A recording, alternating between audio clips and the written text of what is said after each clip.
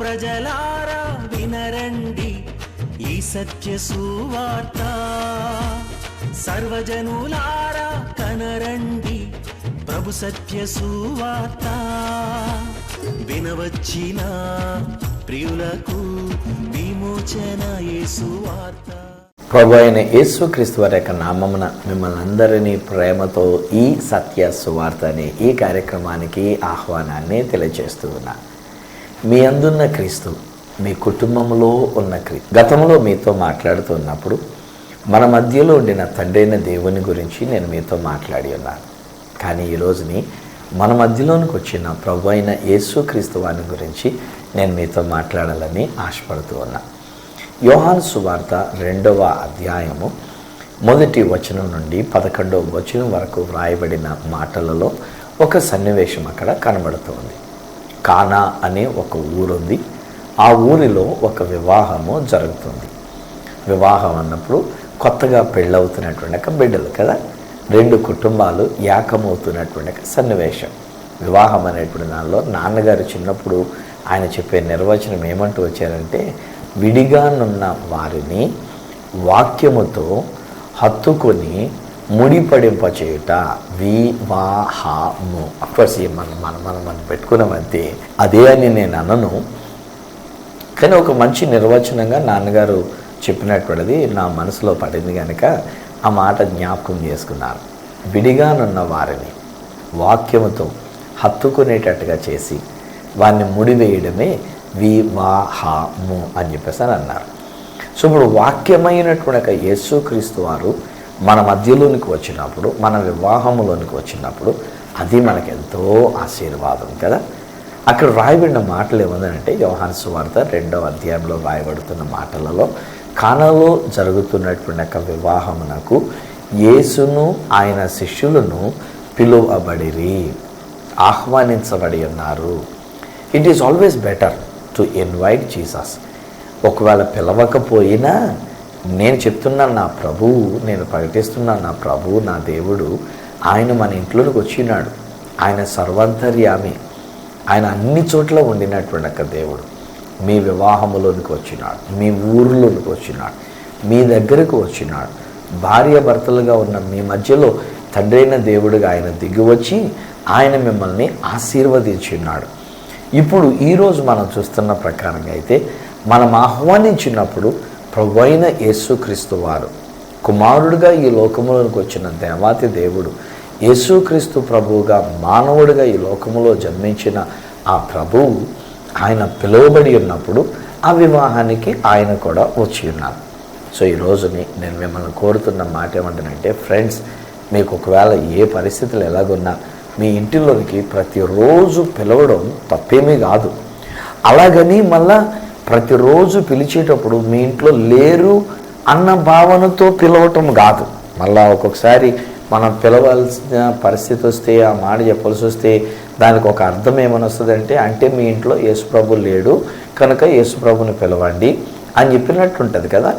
కానీ నేను నేర్పిస్తున్న మాట ఏమిటంటే, యేసుప్రభు వారు ఉన్నారు, మీ ఇంటి దగ్గర ఉన్నారు, మీ ఇంటిలో ఉన్నారు, మీ కుటుంబంలో ఉన్నారు. But still it is our responsibility to invite him కదా. మనం పిలవలసిన పూచి మనకు ఉంది కదా. ఇప్పుడు నేను పాస్టర్ గారినండి, నేను పాస్టర్ గారిగా ఒక్కొక్కరి ఇంటికి నేను వెళ్ళటం అనేటువంటిది జరుగుతూ ఉంటుంది. వెళ్ళటం అది నాకు అప్పగించబడినటువంటి పని, నేను వెళుతూ ఉంటా.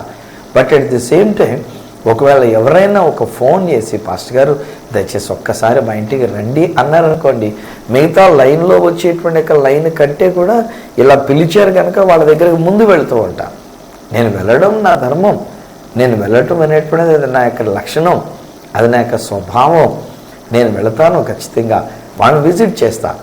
ఆ మధ్యలో నేను కూడా ఒకసారి ఇలా వెళుతున్నంటే నా వెల్ విషర్స్ ఒకసారి మాట్లాడుతున్నారు, అయ్యా మీరు అలా వెళ్ళిపోవద్దు, వాళ్ళు పిలిస్తే వెళితేనే బాగుంటుంది, కానీ వాళ్ళు పిలవకుండా మీరు వెళితే లోకువైపోతారు, చులకనైపోతారు, అలా ఎవరి మట్టుకు వాళ్ళ ఇంటికి వెళ్ళొద్దు. నాకు ఐ డోంట్ మైండ్, నాకు చులకన అవడానికినో నాకు పరువు పోవడానికి, అసలు పరువు అనేది ఉంటే కదా నా దృష్టిలో. నా పరువు ఎప్పుడో లేదు, నాకు అసలు ఆ విషయమే, నాకు ఆ సబ్జెక్టే లేదు నాకు. సో నేను ఒక వాహనంలో ఒకవేళ నేను వెళ్తుండంటే, ఒక కారులో కనుక నేను ప్రయాణం చేసి వెళ్తుండంటే ఒక ఊరు మీదుగా వెళ్తుందంటే ఆ ఊరిలో నాకు తెలిసినటువంటి వాళ్ళు ఎవరైనా ఉన్నారని నాకు జ్ఞాపకానికి వస్తే వాళ్ళ పిలవక్కర్ లేకుండా నేనే వెళ్ళిపోతాను వాళ్ళ ఇంటికి వెళ్ళిపోయి కాసేపు రెస్ట్ తీసుకుంటాను. టీ అన్న ఇవ్వకుండా ఉంటారా ఏమని చెప్పండి కదా. వాళ్ళ ఇంటికి వచ్చినప్పుడు ఒక టీ అన్న ఇస్తారు కదా ఖచ్చితంగా, ఒక వెల్కమ్ డ్రింక్ లాగా. అయ్యా వచ్చారు ఒక టీ తాగి వెళ్తారు. కానీ ఒకవేళ అదే మధ్యాహ్నం భోజనం టైం అయితే భోజనం చేసి వెళ్ళండి అని అంటారు. వాళ్ళు వండుకున్నదైనా ముందు పెట్టేస్తారు, ఆ తర్వాత కావాలంటే మరలా మనం వండుకుందాంలే అని చెప్పేసాను కదా. సో అలాగే యేసుక్రీస్తు ప్రభువాని గురించి కూడా నేను అంటున్న మాట ఏంటంటే, యేసు ప్రభువారు ఆయన మన ఇంటిలోనికి రావడానికి అది ఆయన స్వభావం. ఆయన మన ఇంటిలోనికి వస్తాను అనేటువంటి ఒక మాట ఆయన చెప్తూనే ఉంటారు, ఆయన వస్తూనే ఉంటారు. అయినా కానీ ఆయనను పిలవడము కూడా మన ధర్మం. యేసు మా ఇంట్లోనికి రండి ప్రభా, మా ఇంట్లో మీరు ఉండాలని కోరుతున్నాను, మీరు వచ్చారు, మీరు మా ఇంట్లో ఉన్నారు కనుక నీకు వందనాలు అని చెప్పేసి ఆ దేవుణ్ణి మనం స్తుతించడం అనేటువంటిది అది మనకు జీవితంలో కూడా మనకు ఉండవలసినటువంటి ఒక విషయం.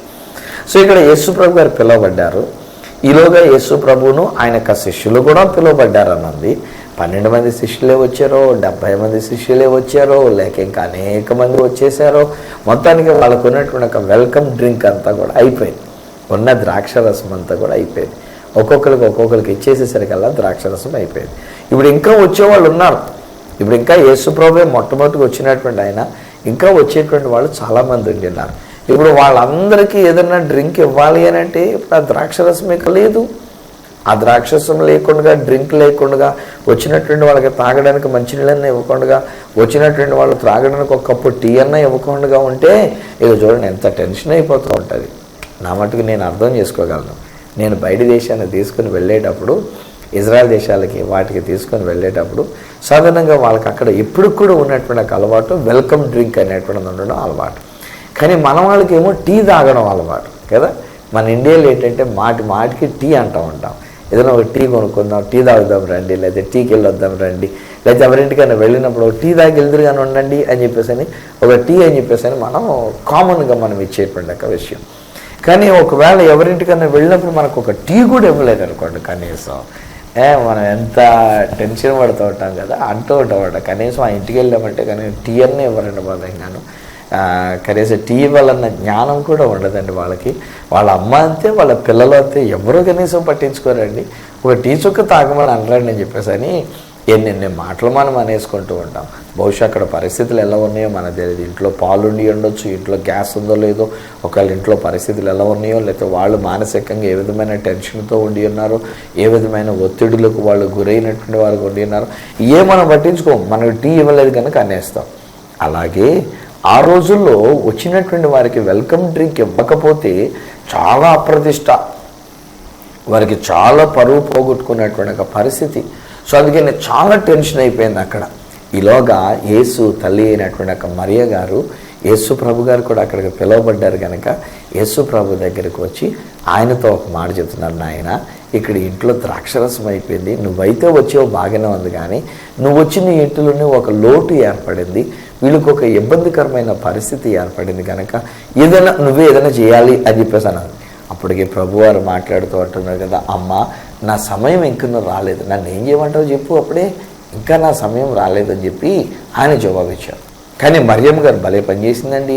అక్కడ ఉన్నటువంటి ఒక పరిచారకులను చూసి వాళ్ళతో మాట్లాడుతూ, ఇదిగో అబ్బాయి ఆయన మీతో చెప్పినది చెయ్యండి అని చెప్పేసి వెళ్ళిపోయింది. అక్కడ ఆయన మీతో చెప్పినది చెయ్యండి.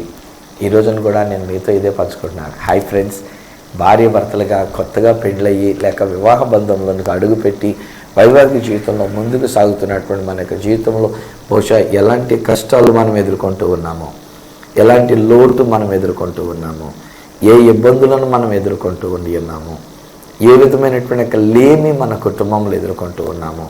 ఈ రోజుల్లో చాలా పెళ్ళిళ్ళండి అప్పు చేసినటువంటి ఒక పెళ్ళిళ్ళే. లక్షల అప్పు చేయవలసిన పరిస్థితి అవుతుంది. ఒక ఆడపిల్లకి పెళ్లి చేయాలంటే కొన్ని లక్షలు కట్నంగా ఇచ్చుకోక తప్పట్లేదు. దాదాపు 10 లక్షలు కామన్ అయిపోయింది ఈ రోజుల్లో.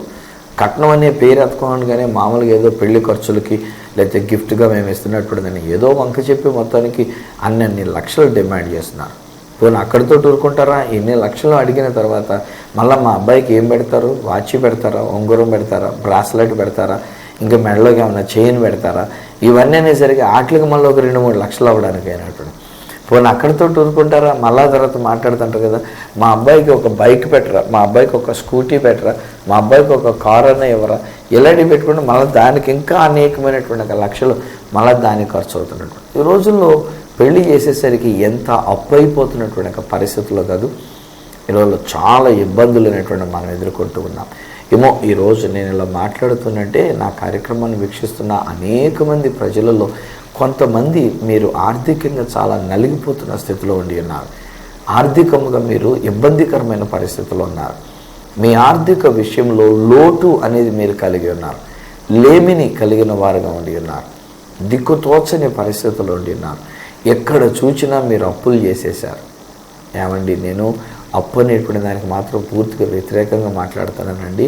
అప్పు చేయొద్దు, కలుగుంటే తిందాము, కష్టపడి సంపాదించుకుందాం, బిడ్డలకు నేర్పించుకుందాం. నాయన నేను మొత్తం దినమంతా కష్టపడితే నాకు వచ్చింది ఇంతరా, అందులో నుంచి ఏదో ఒక రకంగా చారు కాసుకొని మనం తిందాము, ఏదో సింపుల్ ఫుడ్ మనం తీసుకుందామని చెప్పి బిడ్డలు చెప్తే అర్థం చేసుకోరా? అప్పటికీ ఒకవేళ కాదు అని అంటే ఇంకేం చేస్తాం? మనం అప్పు మాత్రం తేవద్దు. అప్పు చేసి పప్పు కూడా ఉండే బదులు ఆ చింతపండు చారే కాసుకుందాం, ఆ వాము చారే కాసుకుందాం. ఎంత హాయిగా ఉంటుందో. మిరియాల చారు కాసుకుంటే ఉంటుందండి. నాకు ఇప్పుడే నోరూరిపోతున్నాయిగా. ఒక్కొక్కసారి నాకేం అక్కర్లే, ఓ మంచి మిరియాల చారు లేకపోతే వాముతో కొనేటువంటి చారు పెడితే కడుపు నిండా హాయిగా తింటాను నేనైతే. చాలు మనం, అంతే తప్ప 4 రకాలు 40-50 కూరలు వండుకోవడానికి, 40-50 రకాలు వండుకోవడానికి, మిగిలిన పడేయడానికి లేకపోతే ఇతరులకు ఇచ్చేయడానికి అన్నటువంటి రీతిగా అలాగంటే కలుగున్న దానితో మనం తిందాం. ఇవ్వవలసినప్పుడు వచ్చినప్పుడు మనం ఇద్దాం. దాన్ని నేను కాదనట్లే, ఇవ్వద్దన్న ఉద్దేశం కాదు. ఒకవేళ మిగిలిపోయింది కూడా ఉంటే మనం పడవేసేదానికంటే, పాడు చేసేదానికంటే దానిని తీసుకుని వెళ్ళి ఒకవేళ ఎవరో ఒకరికి ఇవ్వడానికి అన్నటువంటిదిగా మనసు పెట్టుకుందాం. ఆ మధ్యలో కూడా మేము ఒక యూత్ రిట్రీట్ ఇది మేము పెట్టినప్పుడు మా బిడ్డలు ఏం చేశారంటే చాలా ఎక్కువ ఎస్టిమేషన్ వేసుకొని ఎక్కువ వంటే చేశారు. అదంతా కూడా చాలా మటుకు మిగిలిపోయింది. దాదాపు సగం వరకు అనుకుంటా ఎంతో మిగిలిందని చెప్పేసి అని అన్నారు పిల్లలందరూ వచ్చినటువంటి వాళ్ళందరూ కూడా తినగా ఇంకా మిగిలినటువంటి ఒక విషయం ఉంది. అప్పుడు నేను మళ్ళీ తిని వెళ్తారేమో, తినేసి వెళ్ళమని చెప్పి పిల్లనట్టు లేదు డాడీ, ఆడపిల్లలు వీళ్ళు సిగ్గుపడుతూ ఉంటారు కదా, సో వాళ్ళు తినరు. కానీ ఇక్కడ పలానా కష్టంలో ఉన్నటువంటి ఒక హాస్టల్ ఒకటి ఉంది, సో వాళ్ళకి ఇద్దామని అనుకున్నాం, అక్కడున్న చిన్న బిడ్డలకి ఇద్దామని అనుకున్నాం, అది ఇదని చెప్పి ఆ రాత్రికి మళ్ళీ ఆ భోజనం తీసుకొని వెళ్ళి అనేక మందికి వాళ్ళు పంచిపెట్టుకోగలిగి ఉన్నారు. సో ఇద్దాం, మన దగ్గర ఒకవేళ మిగిలిపోయినా లేకపోతే దేవుడు మనకి కృప చూపించున్నా ఇద్దాం. కానీ ఈరోజు నేను ఏమంటానంటే అప్పు చేసి మాత్రం చేయడానికి ప్రయత్నం చేయకండి. అప్పుల పాలు కావద్దు. ఇది నేను చాలా క్లియర్గా నేను చెప్తున్నాను. మరలా తర్వాత అప్పు చేసిన తర్వాత పాస్టర్ గారు మా కొరకు ప్రార్థన చేయండి, పాస్టర్ గారు మేము అప్పు చేశాము, అప్పు తీరట్లేదు, ఎలాగని అప్పు తీరాలని ప్రార్థన చేయండి అని అడగటం అది అంత మర్యాద కాదు, అది అంత మంచి విషయం కాదు. సో ఈ దినాన్ని నేను మీతో మాట్లాడుతున్నటువంటి ఒక ప్రకారంగా యేసు మీ ఇంటిలోనికి వచ్చి ఉన్నారు. యేసు మీ ఇంటిలోనికి పిలువబడి ఉన్నారు కనుక యేసుక్రీస్తు ప్రభువారు మీ ఇంటిలోనికి వచ్చి ఉన్నారు. యేసు వచ్చినప్పటికీ, యేసు మీ యందు ఉన్నప్పటికీ మీ ఇంటిలో ఒక లోటు అనేటువంటిది ఏర్పడి ఉండి ఉండవచ్చు, ఒక ఆర్థిక ఇబ్బంది అనేటువంటిది ఏర్పడి ఉండి ఉండవచ్చు, బహుశా ఒక కష్టం అనేటువంటిది మీకు కలిగినటువంటి ఒక పరిస్థితి ఎదురై ఉండి ఉండవచ్చు. బట్ డోంట్ వరీ, యేసు మీ యందు ఉన్నారు కనుక, యేసు మీ ఇంటిలోనికి వచ్చిన్నారు కనుక, యేసు ఈ కొత్తగా పెళ్ళవుతున్నటువంటి ఒక జంట దగ్గరికి వచ్చి ఉన్నారు కనుక యేసు మాట చొప్పున చేయండి, అద్భుతమైనటువంటిది మీకు దగ్గరగా ఉండి అన్నది. యేసు మాట చొప్పున చేయండి. ఏం చేశారు యేసుక్రీస్తు ప్రభువారు? అక్కడున్న పరిచారకులను చూసి 6 రాతి బాణాలు అక్కడ ఖాళీగా పెద్దవి కనబడుతుందంటే కాలు కడుక్కోవడానికి వేసినటువంటి ఒక నీళ్ళు అందులో అవి కూడా అయిపోయినాయి. అంటే చాలామంది అప్పటికే వచ్చేసారు, వాళ్ళందరూ కాలు కడిగేసుకున్నారు, ఉన్న నీళ్ళని అయిపోయినాయి. అప్పుడు ఈయన మాట్లాడుతుంటారు కదా, మీరు వెళ్ళి మీరు నీళ్లు తీసుకొని వచ్చి ఈ బాణలు నీళ్లతో నింపండి అన్నారు. న్యాచురల్లీ వీళ్ళు ఏమనుకొని ఉండి ఉండొచ్చు అంటే నీళ్లతో నింపిన తర్వాత దానిలోనికి ద్రాక్ష పళ్ళు వేసి ఒకవేళ ఏమైనా చేస్తాడేమో, ఆయన ఏమైనా కష్టపడతాడేమో అనుకున్నారో ఏమో. లేదు ఒకవేళ మనకులాగా ప్రార్థన చేయమని కోరినటువంటి ప్రకారంగా అయితే మనం నీళ్లు తెచ్చిన తర్వాత ఒక్కొక్క బాణ మీద చేతులుంచి వాటి కొరకు ఆయన ప్రార్థన చేస్తాడేమో అని అనుకొని ఉండి ఉండవచ్చు. సో న్యాచురల్లీ చెప్పిన మాట ప్రకారంగా వారు వెళ్ళారు, నీళ్లు తీసుకొచ్చారు, ఆ రాతి బాణల నిండా ఆ నీళ్ళు అనేటువంటిది పోసేశారు. బాగానే ఉంది. ఆ తర్వాత మళ్ళీ వాళ్ళు కనిపెడుతున్నట్టే ఈసారి యేసుప్రభు గారు మళ్ళా నోరు తెరిచి మాట్లాడుతూ ఆయన అంటున్న మాట ఏమన్నారంటే, మీరిప్పుడు ముంచి విందు ప్రధానికి తీసుకొని వెళ్ళి ఇవ్వండి. బుద్ధున్నవాడు ఎవడు కూడా తీసుకెళ్ళడు. ఎంచేతనంటే అక్కడ అయిపోయింది వాళ్ళకి ద్రాక్షరసం. వాళ్ళకి కావాల్సింది ద్రాక్షరసం. వెల్కమ్ డ్రింక్ అని పేరు పెట్టేటువంటి ద్రాక్షరసం అది వారికి పంచి ఇవ్వాలి. తెచ్చిన వాళ్ళు వీళ్ళే. పోనీ తెచ్చిన వాళ్ళు ఇంకొకళ్ళు అయ్యుండి ఇంకొకళ్ళు ఎవరినైనా పిలిచేవారే, నాయన ఇది ముంచి తీసుకెళ్ళి ఇవ్వండి అంటే వాళ్ళు తెలియకుండా మామూలు తీసుకెళ్ళి ఒకవేళ పోసేసి ఉండేవారేమో. కానీ ఈ నీళ్లు, ఈ బాణంలో ఉన్న నీళ్లు తెచ్చిన వాళ్ళు ఆ యొక్క పరిచారకులే.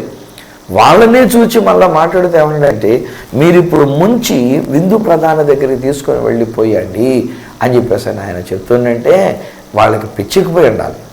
అయినా వాళ్ళు ఏం చేశారంటే, ఆ ఇంటిలోనికి వచ్చిన యేసు చెప్పిన మాట చొప్పున చేయగా.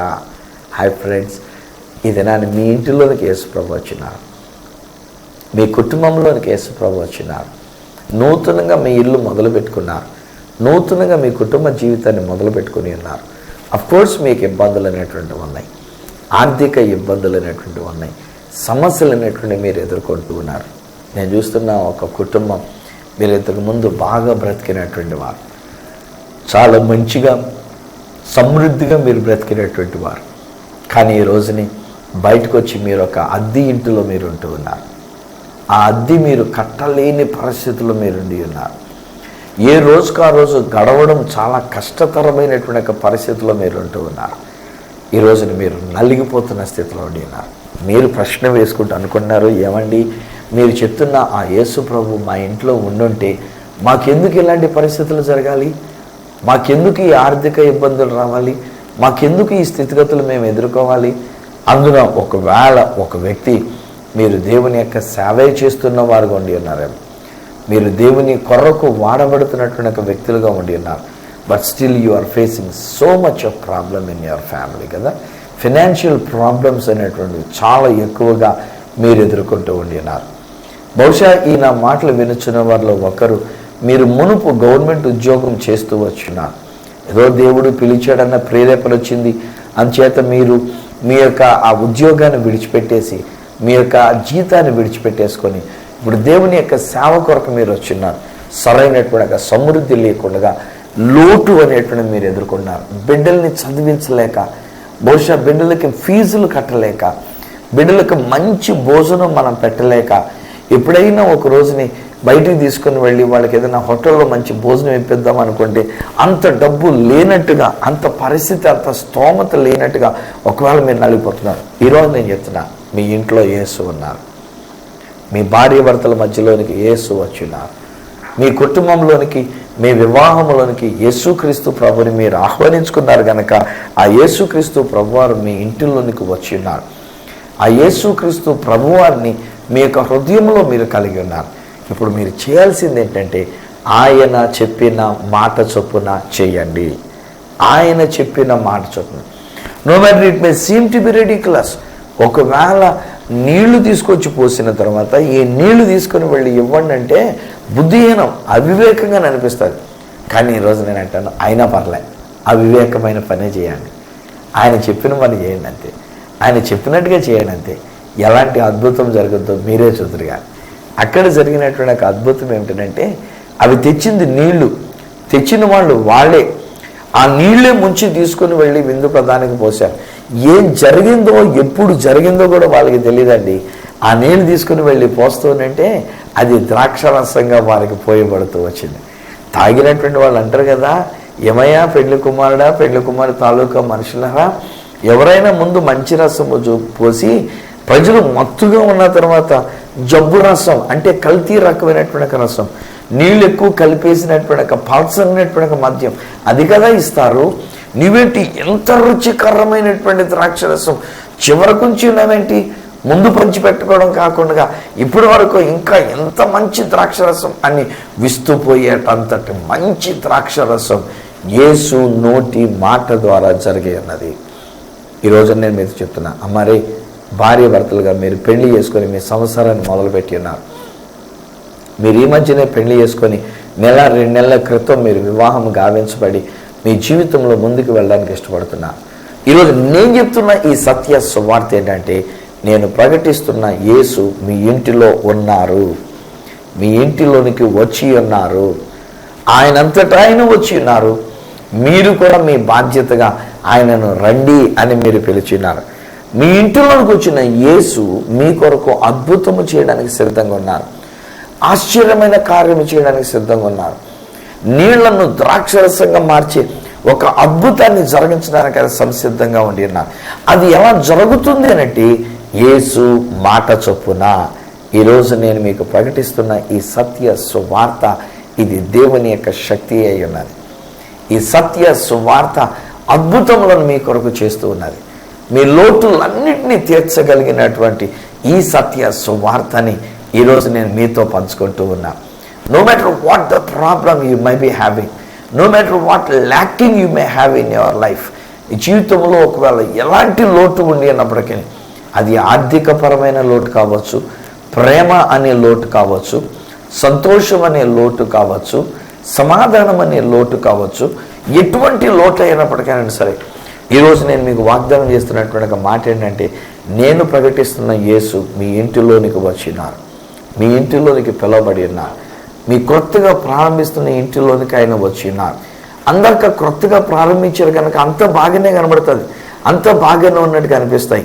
కానీ కొంతకాలానికి బహుశా యేసు పిలువబడిన ఇల్లుగా ఉంటున్నటువంటి మీ ఇంటిలో కూడా ఒకవేళ లోటు ఏదైనా కలబడితే, మీరు చేయవలసినటువంటి ఒక విషయం ఏంటంటే, just do what ever the Bible says you to do. Bible ఏం చెప్తుందో ఆ ప్రకారంగా చేయండి.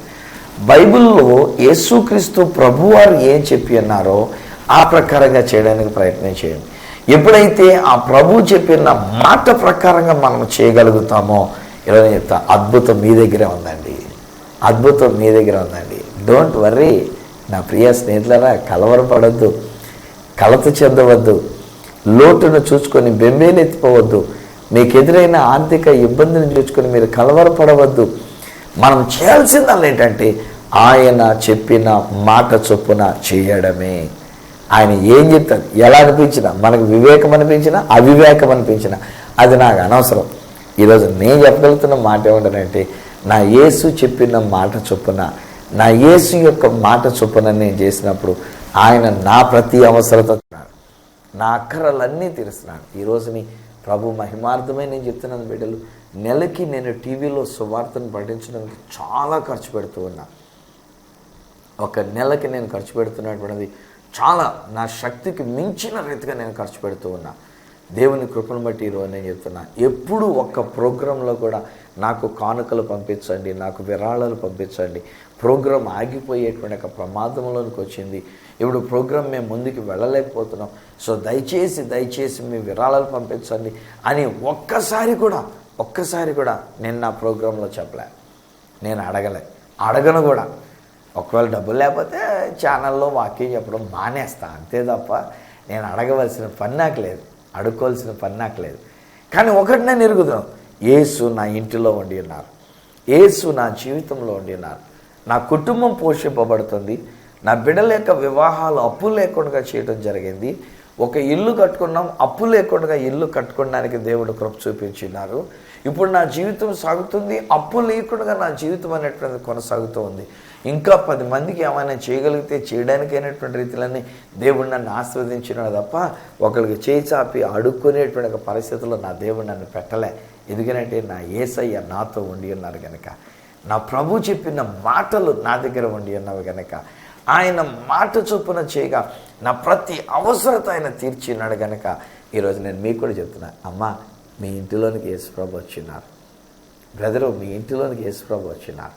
ఆ యేసు మాట చొప్పున మీరు చేస్తే మీ ప్రతి లోటు తీర్చబడుతుంది, ప్రతి ఆర్థిక సమస్య తొలగిపోతుంది, ప్రతి ఇతరమైనటువంటి ఒక లోటు, సామాజిక పరమైనటువంటి ఒక లోటు అనేటువంటిది అది తీసివేయబడి ఒక మంచి జీవితాన్ని మీరు కలిగిన వారుగా మీరు ఉండగలుగుతున్నారు. ప్రార్థన చేసుకుందామా.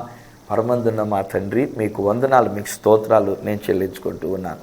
ఇదిగోనైనా ఈ యొక్క సమయంలో ఈ నా కార్యక్రమాన్ని వీక్షిస్తున్న ఈ బిడ్డల కొరకు నీకు స్తోత్రాలు మేము చెల్లించుకుంటూ ఉన్నాం. నిజమేనైనా మా జీవితంలో లోటులు అనేవి ఉన్నాయి. నా జీవితంలో కూడా ఒక్కొక్కసారి ఎంత లోటు నేను అనుభవిస్తూ ఉంటాను. ఎంత కన్నీరు, ఎంత వేదన, ఎంతటి సమస్యలు, ఎంతటి ఇబ్బందులు నేను ఎదుర్కొంటున్నట్టు. అలాగని మేము మనుషులను ఆశ్రయించట్లేదు నాయన. మనుషులను ఆశ్రయిస్తే రాజులను నమ్ముకున్నట్టు కంటే ఇది నాయన నిన్ను ఆశ్రయించటం, నీ యందు నమ్మకంచటం, ఇది మాకు మేలుకరమైనటువంటిది. నరులను మేము ఆశ్రయిస్తే శాపమే మాకు వస్తుంది నాయన. కానీ ఈ దినాన్ని మిమ్మల్ని మేము పిలుచుకొని ఉన్నాం, యేసుక్రీస్తు ప్రభువాన్ని మేము పిలుచుకొని ఉన్నాం, మా ఇంటిలోనికి రండి అని మేము పిలుచుకొని ఉన్నాం, మీకు మా ఆహ్వానాన్ని మేము తెలియజెప్పి ఉన్నాం. పిలవకుండా కూడా మీరు వచ్చిన దేవుడు నాయన, పిలవకుండా కూడా మా ఇంటిలోనికి వచ్చిన దేవుడు నాయన. కనుక నీకు వందనాలు, నీకు స్తోత్రాలు. కానీ మేము పిలవగా కూడా మీరు మాలోనికి వచ్చినప్పుడు, మా ఇంట్లోనికి వచ్చినప్పుడు మాకున్న ఈ ఆర్థిక ఇబ్బందుల నిమిత్తమై నేను ప్రార్థన చేస్తున్నా. చేసిన అప్పు నిమిత్తమై క్షమించమని నేను ప్రార్థన చేస్తున్నా. నా చూడని యేసు నామములో ఈ కుటుంబం యొక్క ప్రతి అవసరత తీర్చబడును గాక, ప్రతి ఆర్థిక ఇబ్బంది తొలగిపోవును గాక, ఆర్థిక లోటులన్నీ తొలగిపోవును గాక. నాన్న, మీరు చేస్తున్న కార్యాన్ని వీరు అనుభవించినట్లుగా వారు నీ కొరకు చేయవలసిన కార్యం చేయాలి, వారు నీ కొరకు జీవించాలి నాయన. సహాయం చేసి నడిపించండి. యేసుక్రీస్తు ప్రభు ఇంటిలో ఉండి ఉన్నారు. యేసుక్రీస్తు ప్రభు వారి యొక్క మాటలు ఇంట్లో ఉండి ఉన్నవి. కేవలం వినుట మట్టుకు మాత్రమే కాకుండా వారు వినిన మాట చొప్పున వారు నీ కొరకు జీవించినట్లు, నీ వాక్యంలో వ్రాయబడిన ప్రకారంగా వారు నడుచున్నట్లు నీ కృప అనుగ్రహించమని, తద్వారా మా ప్రభు ఆ ఇంటిలో అద్భుతాలు వీరు అనుభవించాలి, ఆశ్చర్యమైన కార్యాలు వీరు అనుభవించాలి, లోటు లేకుండా, లేమి లేకుండా వీరు సంతోషభరితులుగా వీరు ఉండాలి. అలాంటి ధన్యత మీరు ఇచ్చినందుకు ఈ కుటుంబాన్ని, నా మాటలు వింటున్న వీరిని మీరు దీవిస్తూ వారి అవసరతలు అన్నీ తీర్చినందుకు నీ కోటి కోటి స్తుతులు మేము చెల్లించుకుంటూ యేసు నామమున ప్రార్థించి పొంది ఉన్నాము తండ్రి, ఆమేన్. తండ్రి, కుమార, పరిశుద్ధాత్మలను దేవదేవుని దీవెన ఆశీర్వాదం ఆయన బిడలుగా మీకు, మీ కుటుంబములకు నిత్యము తోడయుండి మీ ప్రతి అవసరతను తీర్చి నడిపించును గాక. Amen, amen. God bless you friends. దేవుడు మిమ్మల్ని ఆశీర్వదించినారు. దేవుడు మీ కొరకు అద్భుతమైన కార్యములను చేసి ఉన్నారు. చేస్తారు కాదు, ఆయన మాట చొప్పున మీరు చేయాలి. అది ఎలా అనిపించినా సరే మీకు అనవసరం. ఆయన మాట చొప్పున చేయండి, అద్భుతాన్ని మీ సొంతం చేసుకునండి. ఈరోజున ఒకవేళ మీరు పొందుకున్న మేలులు, మీరు పొందుకున్న అనుభవాలు నాతో పంచుకోవాలని కోరుకున్నట్లయితే ఒక ఉత్తరం ద్వారా కానీ, ఒక SMS ద్వారా కానీ, ఒక వాట్సాప్ మెసేజ్ ద్వారా కానీ, ఒక ఫోన్ కాల్ ద్వారా కానీ మీరు నాతో పంచుకోవచ్చు. నా అడ్రస్ ఈ సత్య సువార్త, సామర్లకోట 533440, తూర్పుగోదావరి జిల్లా, ఆంధ్రప్రదేశ్. అడ్రస్ మరొకసారి చెప్తూ ఉన్నా, ఈ సత్య సువార్త, సామర్లకోట్ 533440, ఈస్ట్ గోదావరి డిస్ట్రిక్ట్, ఆంధ్రప్రదేశ్. అప్పటికి ఒకవేళ నాతో మీరు ఫోన్లో మాట్లాడాలని కోరుకున్నట్లయితే నా ఫోన్ నెంబర్స్ 9848110907, 9440040992, 8885526762. ఒకవేళ నాకు ఈమెయిల్ కనుక మీరు చేయాలని కోరుకున్నట్లయితే నా ఈమెయిల్ ఐడి esatyasuvarta@gmail.com. మళ్ళీ నెక్స్ట్ ప్రోగ్రాంలో మిమ్మల్ని కలుసుకునేటంత వరకు మిమ్మల్ని అందరినీ మన ప్రభువును, రక్షకుడును మన హృదయంలోకి వచ్చి తన మాట ద్వారా అద్భుతములను చేసే యేసుక్రీస్తు చేతులకు మిమ్మల్ని అప్పగిస్తూ మీ దగ్గర సెలవు తీసుకుంటున్న మీ ప్రియ సహోదరుడు ఈ సత్య సువార్త రాజు.